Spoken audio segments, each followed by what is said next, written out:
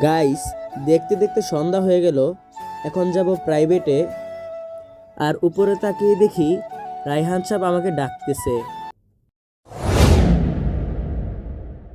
আসসালামু আলাইকুম এভরিওয়ান, কি অবস্থা সকলের? কেমন আছো সবাই? আশা করি সকলে অনেক বেশি ভালো আছো। তো গাইস, বাসা থেকে বের হয়ে হাঁটতে হাঁটতে চলে যাচ্ছে রাফিদের দোকানের সামনে। দোকানের সামনে আসার পর দেখতেছিলাম রাফি আসছে কিনা। তো দেখতেছি রাফি এখনো নিচে নামে নাই। যেহেতু রাফি এখনো নিচে নামে নাই, দেন এখন কি করার, তার জন্য ওয়েট করতে হবে। ওইদিকে উপরে তাকিয়ে দেখি রায়হান আঙ্কেল ডাকতেছে।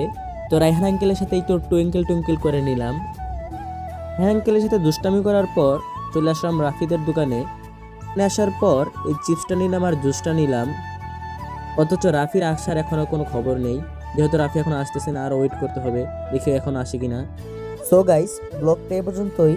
সবাই পাশে থাকবেন। আল্লাহ হাফেজ।